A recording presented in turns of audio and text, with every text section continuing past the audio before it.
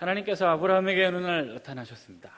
그래서 너는 고향을 떠나고 가족들을 떠나고 아버지와 집과 모든 것을 다 떠나고 그저 내가 너에게 보여줄 땅으로 가라고 명하셨고요.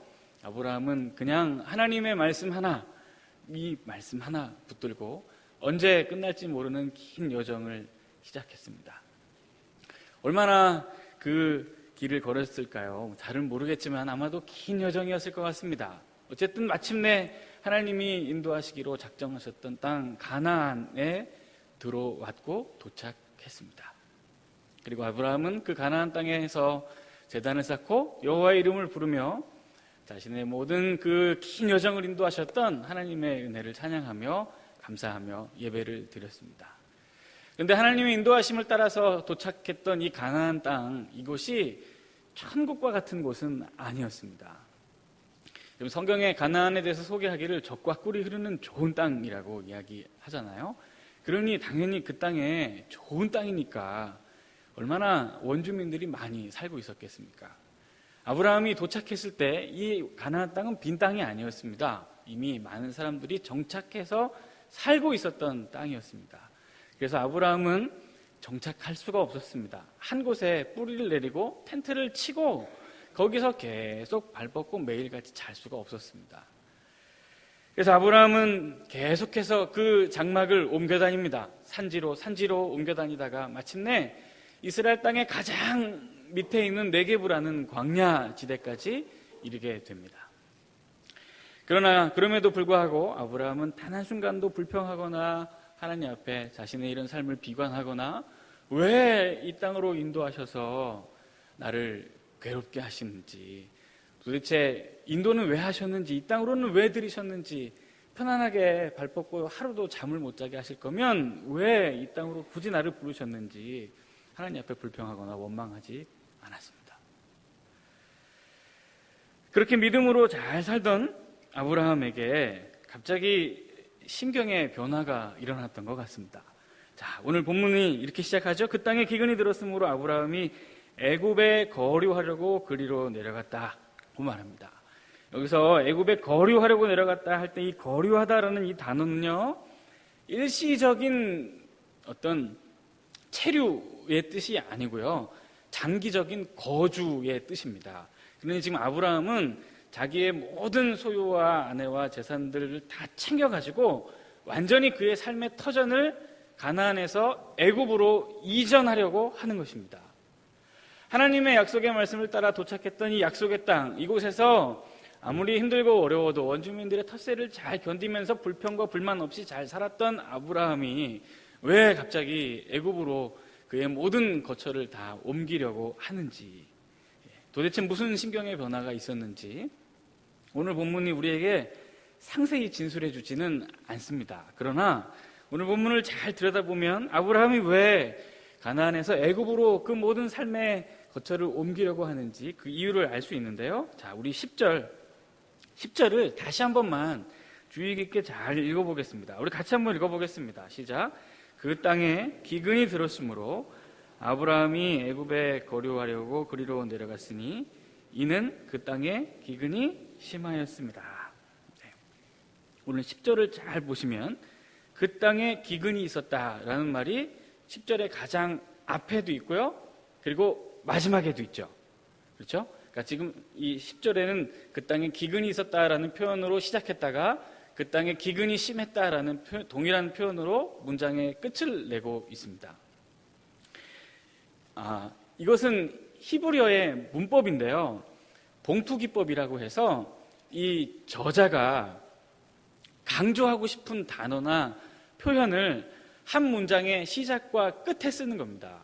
그래서 한 문장 안에서 두 번을 이렇게 반복하면서 저자가 강조하고 싶은 것들을 드러내는 거죠. 그러니까 지금 이 10절을 보면 그 땅에 기근이 있었다, 그래서 아브라함이 애굽으로 내려가려고 했다, 그 땅에 기근이 심했다, 이렇게 지금 되어 있는 것을 볼 때 이 창세기의 저자가 이 땅에 기근이 있었다는 사실을 반복하면서 강조하며 보여주고 있는 것입니다. 그러니까 지금 이 아브라함이 애굽으로 거류하려고 완전히 그 삶의 거점을 옮기려는 이유는 그 땅에 기근이 심했기 때문임을 직접적으로 말하지는 않아도 이 성경 가운데서 이 저자가 말을 해주고 있는 것입니다. 그러니까 지금 아브라함은 다른 그 어떤 이유가 아니라 이 가나안에 든 심한 기근, 극심한 기근으로 인해 그 모든 삶의 거처를 옮기려고 하고 있습니다.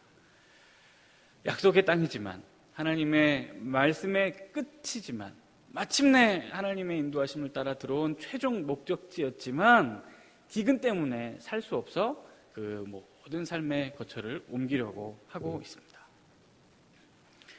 이 아브라함이 애굽으로 그 모든 삶의 거점을 옮기는 것은요, 그리 단순한 어떤 이사 이런 차원이 아닙니다. 여기에는 매우 심각한 영적인 문제가 있는데요. 아브라함이 가나안을 떠나서 애굽으로 간다는 것은 아브라함이 더 이상 하나님의 말씀에 인도하심을 받는 삶을 살지 않겠다는 뜻이 됩니다.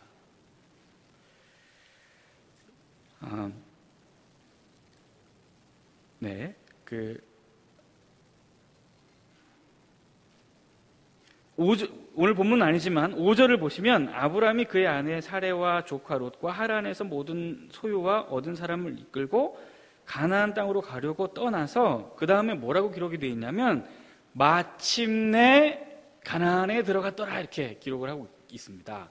그러니까 이 가나안은 하나님께서 말씀으로 인도하셨던 최종 목적지가 맞습니다. 그 땅에 마침내 들어갔으니까요.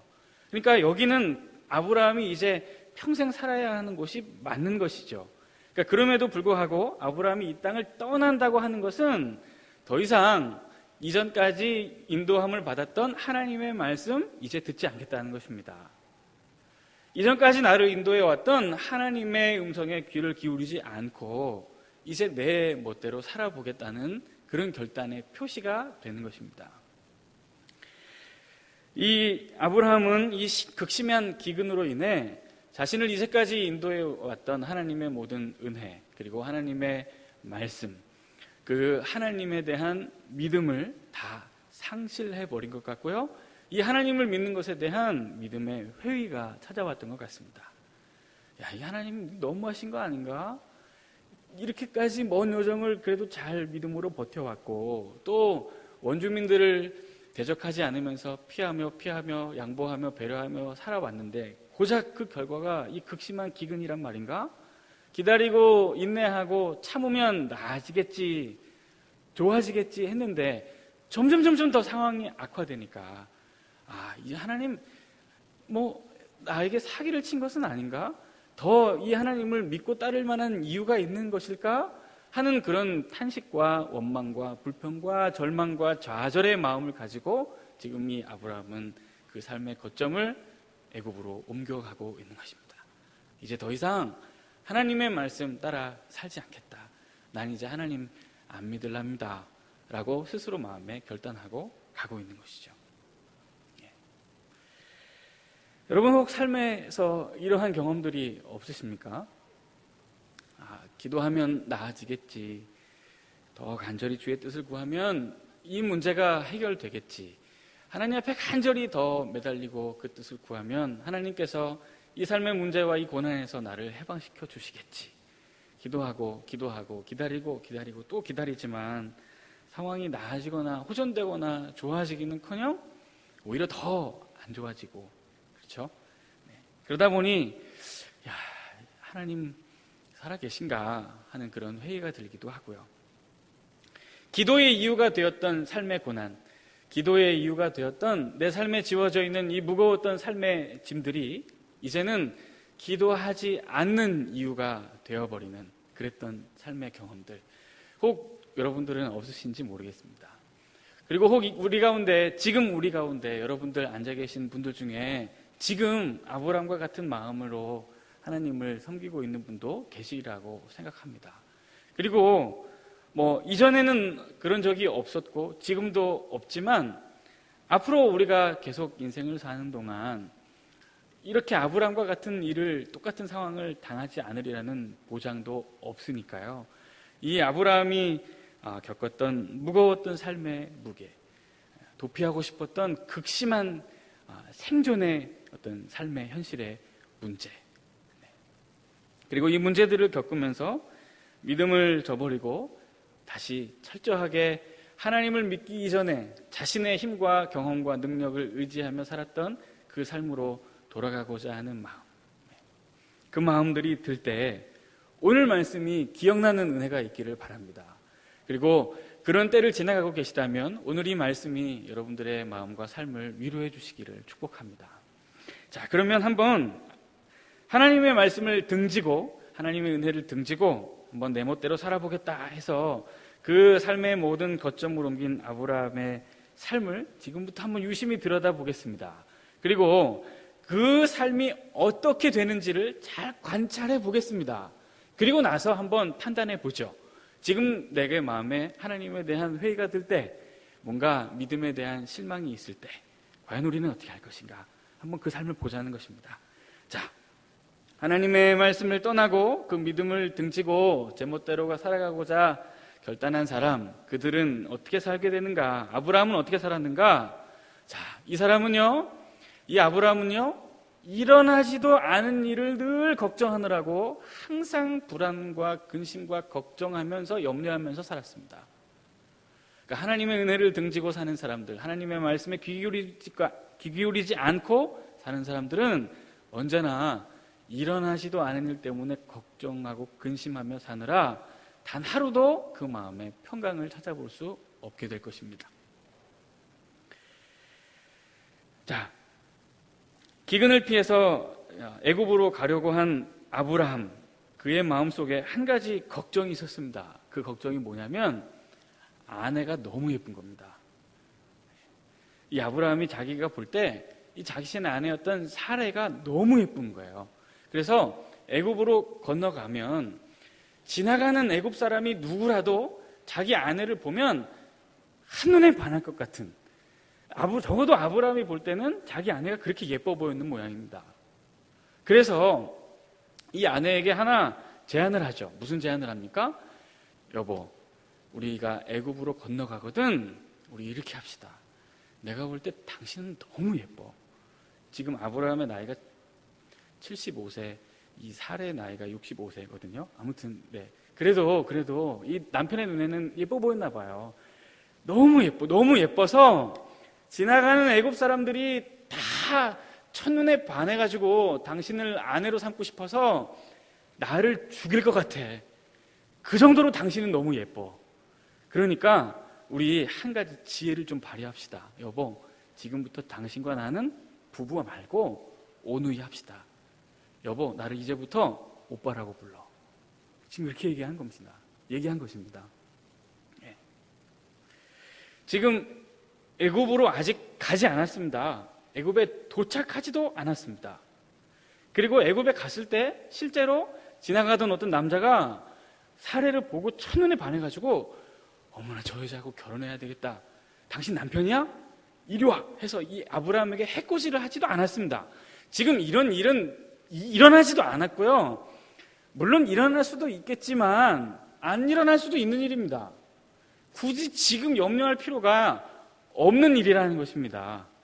그럼에도 불구하고 지금 아브라함은 일어나지도 않은 일, 괜히 지금 할 필요도 없는 쓸데없는 걱정을 미리 가지고 와서 마음에 불안함을 가지고 그 여정을 시작하려고 하고 있는 것입니다. 여러분 혹시 이런 걱정하면서 살고 계시지는 않으시죠? 아유, 나중에 우리 아들 장가갈 때 몸이 아파서 병원에 누워있으면 어떡하지? 아유, 그렇게 살기 전에 그냥 미리 죽으면 좋을 텐데. 이런 생각 하지는 않으시죠? 네. 그리고 또 이런 거예요. 아유, 요즘 우리 젊은이들 결혼도 포기하고 취직도 포기하고 내 집 마련이니 이런 것들 다 포기하고 산다는데 우리 아들 나중에 장가는 갈 수 있을까? 우리 딸 나중에 취직은 할 수 있을까? 좋은 대학은 갈 수 있을까? 벌써부터 걱정입니다. 네, 벌써부터 걱정이어서 뭐 하냐면 막 자녀들 앉혀놓고 야, 지금 때가 어느 때인 줄 알아? 지금 그렇게 공부 안 해서 되겠어? 막 잔소리하면서 자녀와 갈등을 시작하고 있습니다. 네. 여러분 아직 그런 걱정할 때가 아니지 않습니까?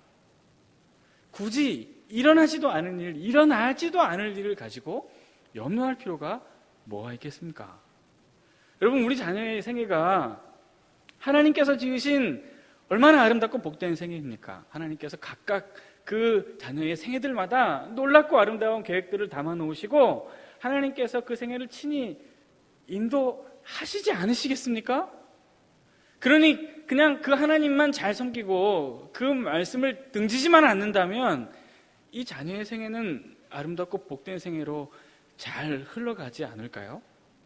굳이 일어나지도 않을 저 미래의 일들, 지극히 현실을 바라보면서 미리 당겨와서 걱정하고 염려할 필요가 뭐가 있겠습니까? 마음에 근심과 걱정과 불안이 가득하다는 것은 하나님에 대한 의지와 신뢰가 없다는 것입니다. 지금 아브라함이 하나님의 말씀을 등지고 딱 살기로 결단하기 시작했을 때에 그가 겪었던 첫 번째 마음이 무엇입니까? 불안함입니다. 일어나지도 않은 일, 일어날지도 모르는 일을 미리 당겨와서 고민하는 것이죠. 그리고 그것 때문에 불안해서 견딜 수가 없는 것입니다. 우리나라의 유명한 문화심리학자 김정훈 교수라는 분이 휴테크 성공학이라는 책을 썼는데요. 이 책에서 다음과 같은 견해를 밝힙니다. 사람들이 걱정하는 일의 40%는 절대로 결코 일어나지 않을 일에 관한 것이다.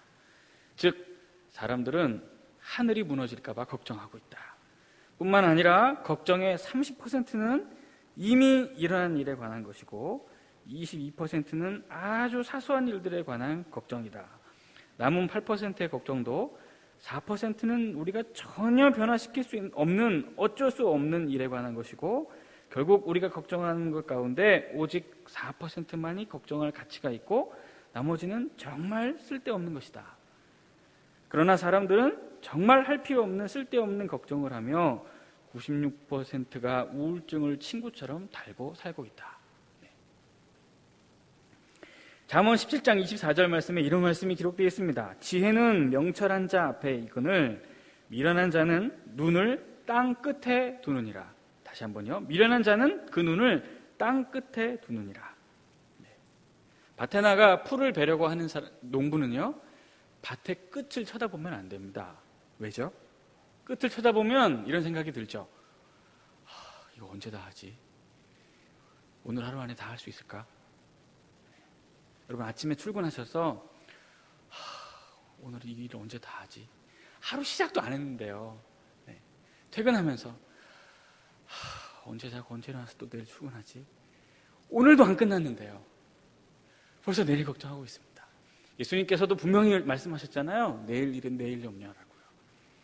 하나님의 말씀을 등진 사람들, 이 사람들이 갖는 삶의 분명한 특징, 불안함입니다. 그것도 할 필요 없는, 일어나지도 않은 일에 대한 불안함으로 하루하루 근심하며 살아갑니다. 아브라함이 지금 그 모습을 보여주고 있는 것입니다. 또 한 가지, 하나님의 말씀을 등지고 떠난 사람들은 항상 자기의 유익을 위해서 거짓을 일삼고요, 가식된 모습으로 자기를 포장하며 살아갑니다. 그러다가 그 마지막에는 이 가식된 아주 추악한 모습을 만천하에 발각되고 맙니다. 자, 아브라함의 쓸데없는 걱정, 내 아내가 너무 예뻐서 나를 죽이면 어떡하지 하는 이 걱정을 해결하기 위해서 아브라함이 선택한 지혜가 무엇이었냐면 거짓말입니다. 아브라함이 선택한 지혜는 거짓말이었습니다. 뭐 하자 그러는 것입니까? 당신이랑 나랑 이제 부부 아니고 오누이 하자. 당신이랑 나랑은 오빠와 여동생이다 라고 하는 것입니다. 거짓말이죠. 하나님께서 맺어주신 혼인관계를 이 아브라함이 스스로 꾀라고 얘기하고 지혜라고 얘기하지만 아브라함은 지금 거짓말을 얘기하고 있습니다. 아브라함이 애굽에 이제 도착했습니다. 근데 진짜 실제로 우려하던 일이 벌어졌습니다. 자, 14절을 보니까요, 아브라함이 애굽에 이르렀을 때에 애굽 사람들이 그 여인이 심히 아름다움을 보았습니다. 이 소문이 어디까지 들렸냐면요, 15절, 바로의 고관들도 그를 보고 바로 앞에서 칭찬하므로 그 여인이 바로의 궁으로 그를 이끌어 드린지라 그랬습니다. 예. 아브라함이 우려했던 일이 실제로 이루어졌습니다. 그렇죠? 그러면 이제 이렇게 생각할 수 있죠. 야, 아브라함이 참 지혜가 있네. 해안이 있는 사람이네. 미리 준비를 잘 했네. 라고 생각할 수 있습니다. 그렇죠? 그런데요, 다시 한번 잘 생각해 보십시오. 아브라함이 이 사례가 여동생이 아니고 이 여자는 내 여자다라고, 내 아내다라고 사실을 말했다면 애초에 이 일은 없었습니다. 여동생이라고 거짓말을 해서 사람들을 속였으니까 그러면 이 여자하고 결혼해도 되겠네 하고 바로가 자기 왕궁으로 이 사라를 불러들인 것입니다. 그러니 아브라함이 미리 성견지명이 있고 해안이 있고 지혜가 있었던 사람이 아니고요. 이 사람은 거짓말을 한 사람입니다. 아브라함은요. 더더군다나 아브라함이 사라의 그 아내에게 거짓말을 하자고 권할 때에 누구를 위해서 거짓말을 하자고 합니까? 자, 12절부터 보시면 애굽 사람이 그대를 볼 때 이르기를 이는 그의 아내라 하여 나는 죽이고 그대는 살리리니. 자, 13절부터 잘 보세요. 원하건대 그대는 나의 누이라 하라. 그러면 그대로 말미암아 안전하고 내 목숨이 그대로 말미암아 보존되리라 그랬습니다. 그러니까 지금 아브라함이 그나마 이 거짓말을 하려고 하는 이유가 무엇입니까? 아내를 지키기 위함이 아니고요. 자기 살자고 하는 것입니다. 자기 살려고요. 심지어 아내도 팔고 그냥 자기 사는데 급급하게 사는 것입니다.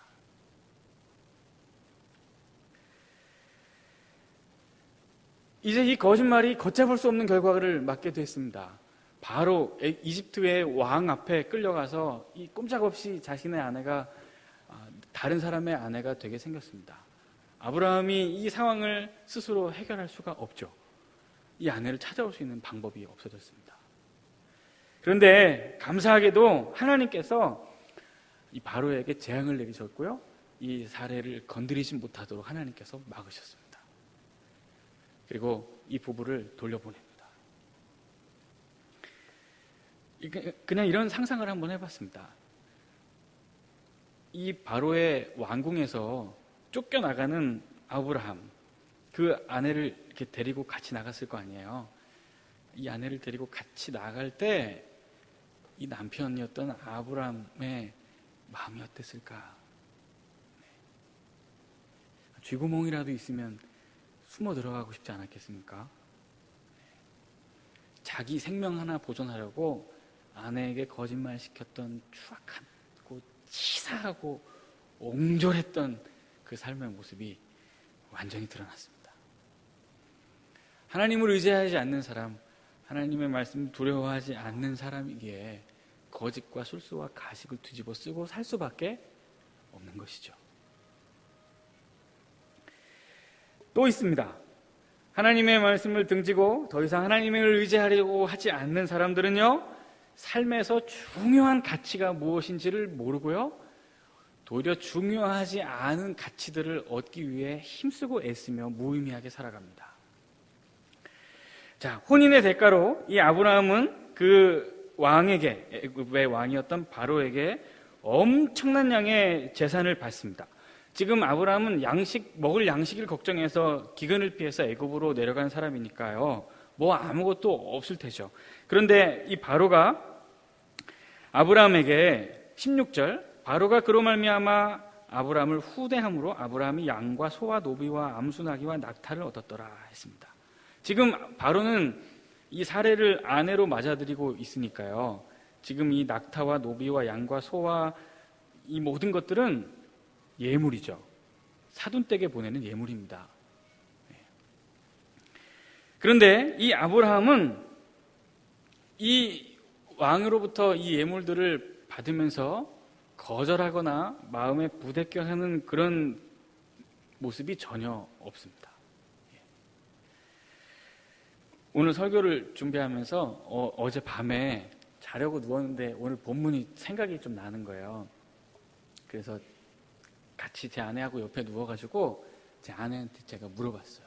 여보, 내가 당신을 누이라고 속이고 나는 이 남자의 아내가 아니라 동생이에요 해서 자 바로 앞에까지 끌려갔어요. 여보, 지금 당신이 살해라면 당신 마음이 어떨 것 같아? 제가 물어봤습니다. 그랬더니 평상시에 농담하기를 아주 즐겨하는 제 아내가 이렇게 대답하더라고요.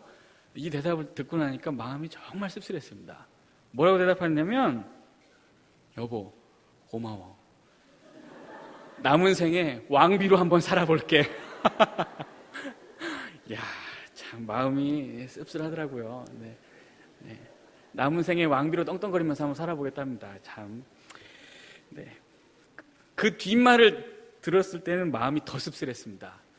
여보, 내 미모 덕분에 왕비의 오라버니가 되었으니까 당신도 왕족으로 한번 살아봐. 네. 참. 네. 우리 여자분들, 여러분들이 사례라면 여러분 어떠시겠어요?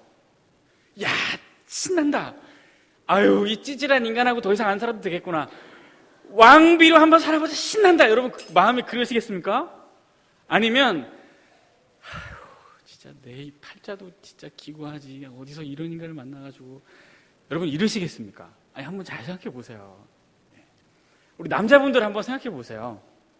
남자분들 한번 생각해 보시겠습니까? 여러분들이 지금 이 아브라함이라면 이야, 잘됐다. 내가 드디어 이 여인의 손에서 벗어나고 아주 왕족으로 한번 살아보겠구나. 이야, 이 재산 가지고 한번 멋있게 살아봐야 되겠다. 여러분 이런 생각이 드시겠습니까? 아니면 아휴, 참 못났다. 이런 무책임한 인간 같으니라고. 여러분 이런 생각이 드시겠습니까? 여러분 아브라함은 어떤 생각이 들었을까요? 몇 년 전에 초등학생이 아빠는 왜? 라는 시를 써서 상당히 이렇게 유행했던 적이 있는데요. 내용이 이렇습니다. 여러분 들어보신 분들이 아마 계실 것 같은데, 네. 엄마가 있어서 참 좋다. 나를 예뻐해 주어서. 냉장고가 있어서 좋다. 나에게 먹을 것을 주어서. 강아지가 있어서 좋다. 나랑 놀아줘서. 그 다음, 아빠는 왜 있는지 모르겠다. 네. 여러분 현재 우리나라에 기러기 아빠가 50만 명이랍니다. 근데 이 50만 명 중에 77%가 영양 불균형이래요. 그리고 33%는 우울증으로 앓고 있답니다. 돈 많이 버는 거 중요하죠. 사회적으로 성공하는 것도 중요합니다. 명예를 얻고 권력을 얻고 부와 모든 것들을 얻고 소위 한번 성공해보는 거 중요하죠. 중요하죠. 의미 있다고 생각합니다. 그렇게 열심히 나가서 돈을 벌고 집에 들어왔는데 막 재밌게 깔깔거리면서 소파에서 TV 보던 애가 갑자기 아빠 온 거 보고 문 닫고 쾅 자기 방으로 들어갑니다. 과연 일할 맛이 나시겠습니까? 돈과 명예를 얻고 통장에 잔고가 늘어가는 이 이익을 얻는 대가로 가정이 파괴되고 모든 인간관계가 깨어지고 특별히 거짓과 가식을 일삼느라 하나님과의 관계마저 다 파괴되고 예배의 삶과는 거리가 먼 인생이 된다면 그러면 부와 명성을 쌓아 올리고 명예와 권력을 얻는다 한들 이 생애가 무슨 의미가 있겠습니까?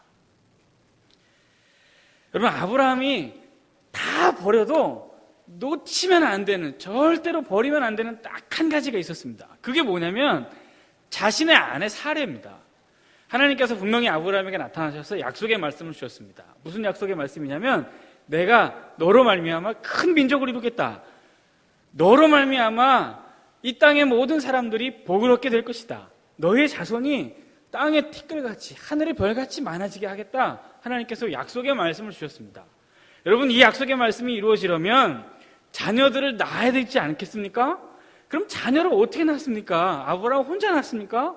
아니요. 이 약속의 말씀은 아브라함에게 주신 것이지만 아브라함에게만 주신 것이 아니라 아브라함과 사레가 함께 이룬 이 가정에 주신 것입니다. 이 축복은 아브라함 혼자서는 절대로 이루어갈 수 없는 것입니다. 이 부부가 이루어가야 하는 것이고요. 이 가정이 이루어가야 하는 것입니다. 아브라함 혼자 잘 먹고 잘 사는 것은 아무런 의미가 없습니다. 하나님께서 하갈의 몸을 통해서 난 이스마엘은 거부하셨습니다. 오직 사라의 몸에서 난 이삭을 통해서 당신의 축복의 모든 물줄기를 이어가시지 않았습니까? 그러니 아브라함이 반드시 그 삶에서 모든 것들을 다 버리는 한이 있더라도 놓치지 말고 버리지 말고 꽉 붙들어야 할 한 가지는 자신의 아내 사라였습니다. 그런데 아브라함은 지금 뭘 버리고 뭘 놓치고 있는지를 모릅니다.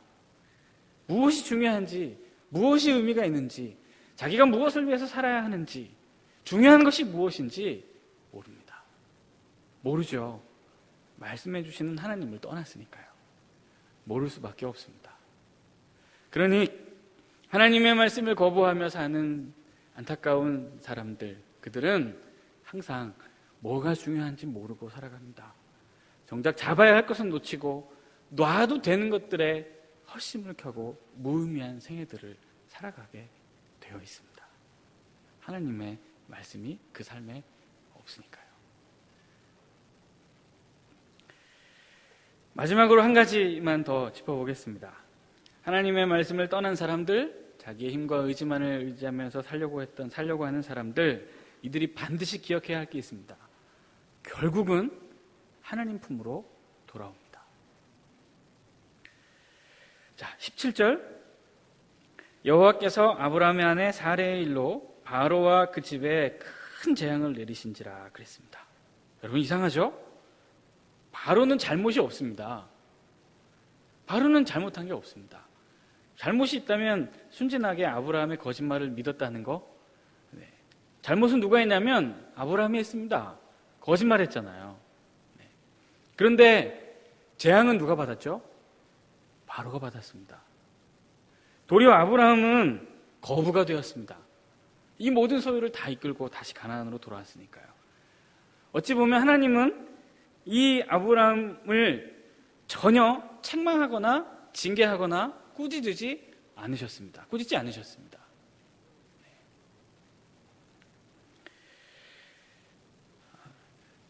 누가복음 15장에 탕자의 비유가 기록되어 있죠. 집을 나갔다가 아버지의 품을 떠났다가 들어왔던 둘째 아들, 그 둘째 아들을 보면서 이 아버지가 어떻게 했습니까? 너 이제 정신이 좀 들어? 이제 알겠어? 너 좀 정신 좀 차렸어? 너 이놈의 새끼, 막 이러면서 혼냈습니까? 아닙니다. 어떻게 했죠? 손에 가락지를 끼우고 좋은 옷을 입히고 살찐 송아지를 잡아다가 잔치를 열어줬습니다.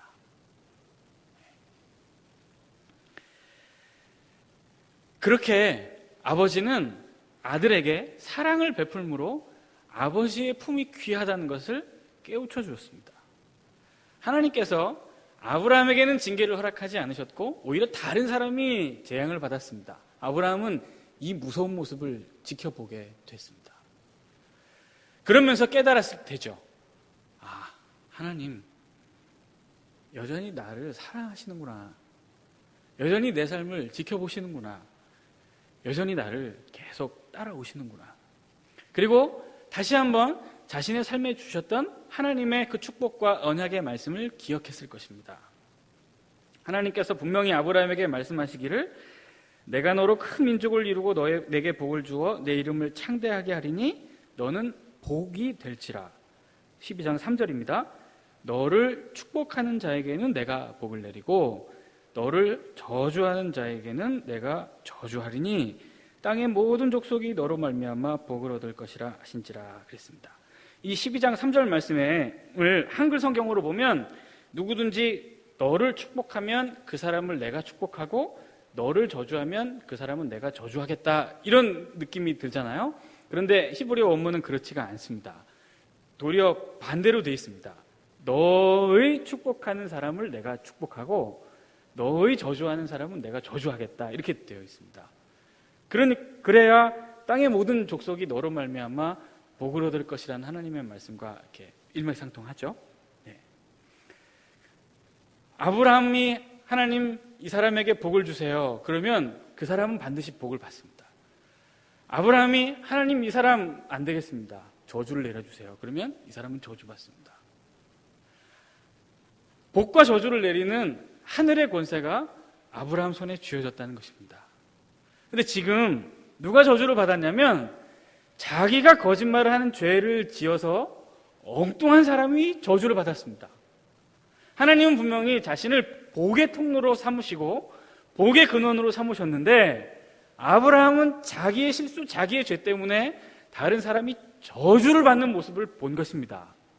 그런 정신이 번쩍 난 것이죠. 그래서 아브라함이, 오늘 본문은 아니지만 13장에 보시면 아브라함이 애굽에서 그와 그의 아내와 모든 소유와 롯과 함께 네겝으로 올라가니 아브라함에게 가축과 은과 금이 풍부하더라. 3절, 그가 네겝에서 길을 떠나 베델에 이르며 베델과 아이 사이에서 곧 전에 장막 쳤던 곳에 이르니 4절도요, 그가 처음으로 제단을 쌓은 곳이라. 그가 거기서 여호와의 이름을 불렀더라. 네, 돌아왔습니다. 하나님의 말씀을 따라 처음 도착했던 그 가나안, 처음 도착해서 제단을 쌓고 여호와의 이름을 부르며 하나님을 예배했던 그곳으로 결국 다시 돌아왔습니다. 철저히 깨지고 철저히 고생하고 추악한 자신의 실체를 보고 난 후, 그러면서도 여전히 나를 사랑하시는 하나님의 은혜를 깨닫고 자신에게 주신 하나님의 약속의 말씀을 깨닫고 결국 다시 그의 삶의 원래의 자리, 기도하는 자리, 예배하는 자리로 돌아왔습니다. 떠나봐야 돌아오게 됩니다. 떠난 사람들 결국 돌아오게 되어 있습니다.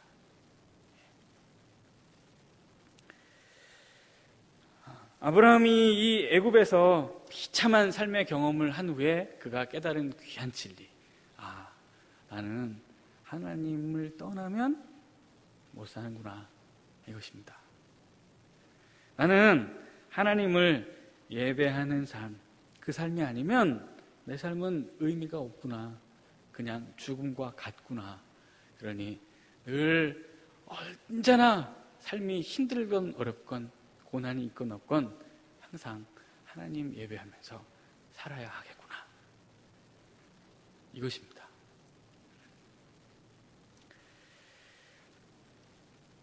전도 폭발이라는 전도 방법이 있습니다. 여기서 믿지 않는 사람에게 예수님의 이 십자가의 복음을 다 이렇게 전하고 나서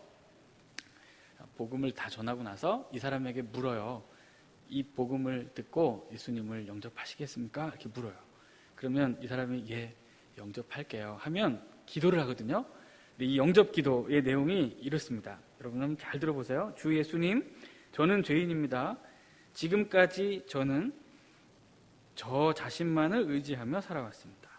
이제 저는 이 죄에서 돌이켜 예수님만을 의지하기로 결심합니다. 이 시간 제 마음의 문을 엽니다. 제 안에 들어오셔서 저의 죄를 용서하시고 저의 삶을 주관하여 주옵소서. 앞으로는 예수님만 믿고 의지하며 살겠습니다. 예수님의 이름으로 기도합니다. 아멘. 이렇게 기도를 하게 합니다. 여러분, 예수 그리스도를 믿는다는 것이 무엇입니까? 이전까지 살았던 모든 삶의 모습, 그러니까 하나님의 그 예수 그리스도의 십자가의 은혜를 경험하기 전에, 이전에 그냥 나의 힘, 나의 능력, 나의 경험과 나의 배경들을 의지하며 살아왔던 모든 삶을 청산하고 이제는 나를 위해 십자가 지신 예수 그리스도의 그 은혜와 그분의 은혜의 말씀만을 의지하며 살겠다는 결단입니다. 그런데 살다 보면 하나님께서 우리의 삶에 고난을 허락하시기도 하고 엄청나게 무거운 삶의 무게들을 우리의 등에 지우시기도 합니다. 그래서 때로는 우리로 하여금 하나님을 향해 원망을 하기도 하고 뭔가 하나님 앞에서 불평과 불만을 갖게 하시는 그런 상황에도 직면하게 하십니다. 그럴 수 있습니다. 하나님께서 우리를 연단해가는 과정이시니까요. 그러나 그렇다고 해서 우리가 그 이전의 삶으로 돌아가야 할 필요가 과연 있을까요? 이런 하나님이라면 믿지 않겠다 라고 이 하나님을 과감히 거부하고 이 예수 그리스도를 영접하기 이전의 삶, 그냥 나의 힘으로 살아왔던, 나의 능력만으로 살아왔던 그 삶으로 돌아가야 할 필요가 있겠습니까? 처음에도 언급했지만 하나님 앞에 나와서 기도할 수밖에 없게 만들었던 그 삶의 문제들과 내 삶에 지워진, 내 어깨에 지워진 참 모든 어려움들과 고난들, 이것이 기도하지 않게 되는 이유가 될 수 있다고 생각합니다. 에이, 기도하면 뭐해? 에이, 얘들이 뭐해? 귀찮다. 잠이나 자자. 그럴 수 있다고 생각합니다. 그러나 아브라함처럼 처절한 실패와 가혹한 삶의 경험을 더 뼈저리게 느끼게 될 것입니다. 왜냐하면 우리는 예수 그리스도의 피로 구원받아 우리의 힘과 능력과 의지를 의지하면서는 살 수 없는 존재들로 변화되었기 때문입니다. 그렇게는 못 삽니다. 그러니 사랑하는 성도 여러분, 내 어깨에 지워진 삶의 무게가 버겁고 힘겨워서 한 번쯤 신앙의 회의를 느끼고 믿음의 회의를 느끼고 하나님의 살아계심에 대한 불안한 마음을 갖게 되고, 그래서 하나님을 등지고 믿음과 교회와 예배의 자리들을 떠나고 싶을 때 여러분, 이거 한 가지만 꼭 기억해 하십시오. 그렇게는 못 삽니다. 하나님의 은혜가 아니면 살 수 없는 존재로 이미 우리는 변했습니다. 그러니 혹 힘들고 어려워도, 힘들고 어려울수록 더 하나님을 붙들고 하나님을 의지하고 하나님의 은혜를 사모하며 더 풍성한 하나님의 은혜를 경험하는 저와 여러분들의 삶이 되시기를 축복합니다. 기도하겠습니다.